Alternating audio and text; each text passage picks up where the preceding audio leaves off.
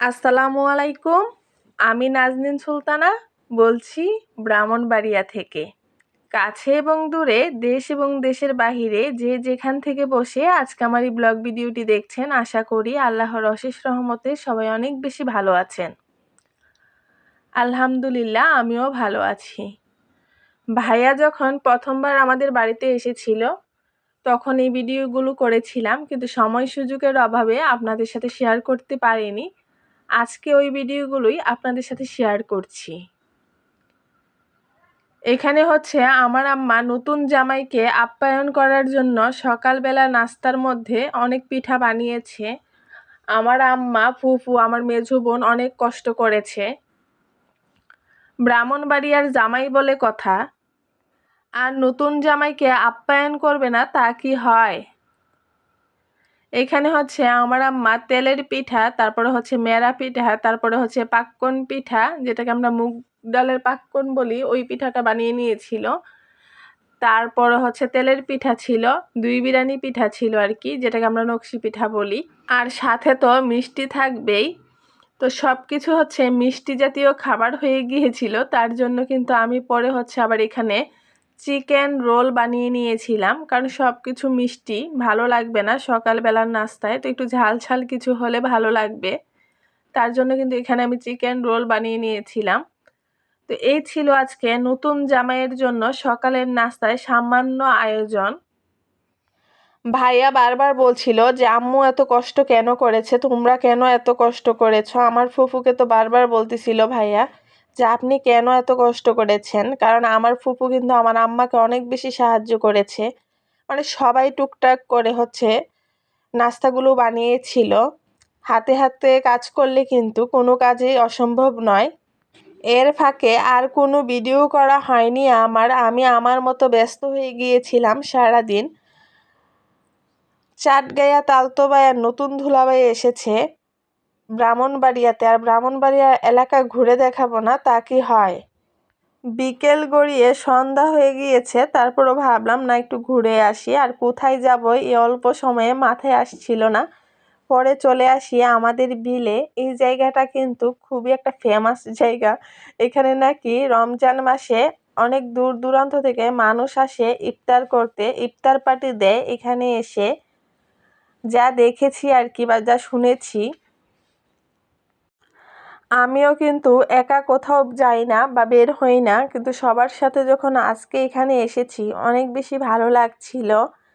মনে হচ্ছিল, আমি আমার বোনকে বলছিলাম যে দেখো আজকে অনেক দিন পর সবার সাথে, মানে তোমাদের সাথে বের হয়ে অনেক বেশি ভালো লাগছে।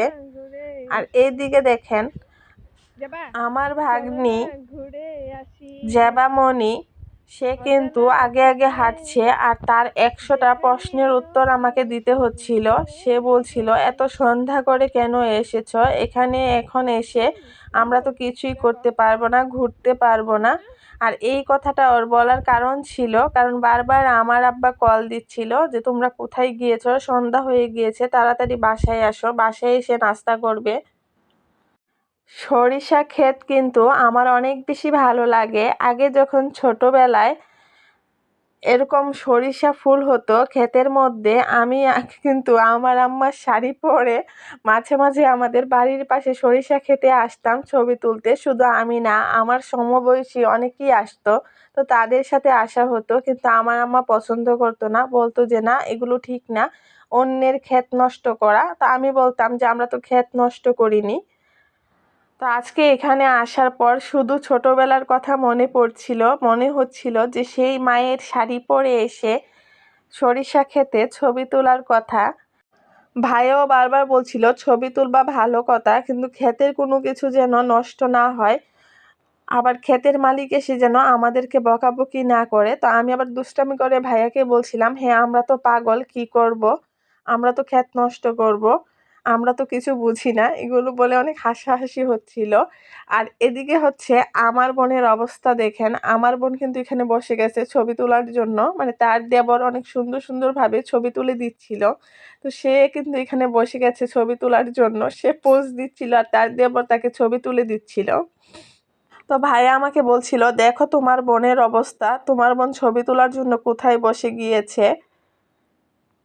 কুয়াশায় কিন্তু ঘাসগুলো ভিজেছিল, এই ভিজা ঘাসের ওপর সে বসে গিয়েছে। তো ভাইয়া হাসতেছিল আর আমাকে দেখাচ্ছিল। আমি বলছিলাম কি আর করার। পরে কিন্তু আমরা সবাই মিলে অনেক সুন্দর সুন্দর কিছু ছবি তুলেছি। আসলে এই ছবিগুলোই হয়তো বা একটা সময় অনেক বেশি স্মৃতি মনে করিয়ে দিবে।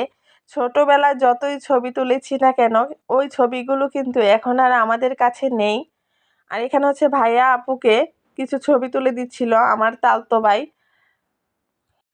আর আমি বেচারি একা একা কি করব, আমাকে তো ছবি তুলে দেওয়ার মতো কেউ ছিল না, তাই নিজে নিজে একটু ভিডিও করে নিলাম। আর আমার কিন্তু এই মুহূর্তে অনেক বেশি ঘুম পাচ্ছিল, আমার চোখগুলো দেখেই বোঝা যাচ্ছে, কারণ অনেক বেশি ক্লান্ত ছিলাম আমি। আমার মনে হচ্ছিল একটু ঘুমিয়ে নেই।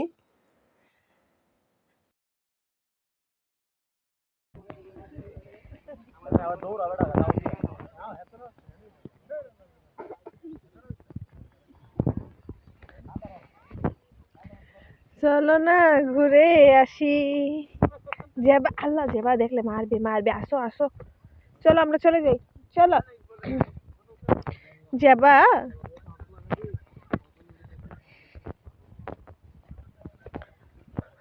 জেবা তুমি স্যান্ডেল পরে চলে আসছো যে? তুমি আজকে জুতো আনো নাই? তোমার আম্মু তোমাকে দেয় নাই জুতো? আল্লাহ, চেপা চেপা চেপা, ওই যে লোক দাঁড়ায় আছে, তুমি যেভাবে ফুলগুলো ছিললে বাবা, বকা দিবে তো আমাদেরকে। না লুকাই নিবা কিভাবে বাবা, এগুলো ভালো না, মানুষ বকা দিবে তোমাকে। বলো চলো না ঘুরে আসি অজানা থেকে, যেখানে নদী এসে থেমে গেছে।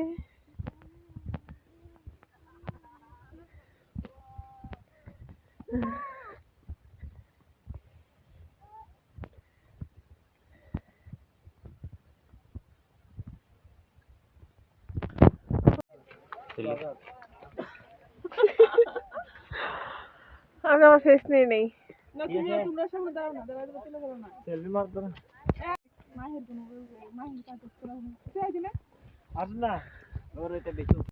আর এখানে দেখেন দেবর ভাবির অবস্থা, ভালোবাসার শেষ নেই। দেবর ভাবিকে কি সুন্দর সুন্দর পোজ দিয়ে ছবি তুলে দিচ্ছে, ভাবি দেবরকে ছবি তুলে দিচ্ছে। আহ, দেবর ভাবির সম্পর্ক যদি এরকম হয় তাহলে তো জীবন সার্থক। নতুন ভাইয়াকে নিয়ে ঘোরাঘুরি ছোট্ট একটি ভিডিও আপনাদের সাথে শেয়ার করলাম। আল্লাহ হাফেজ।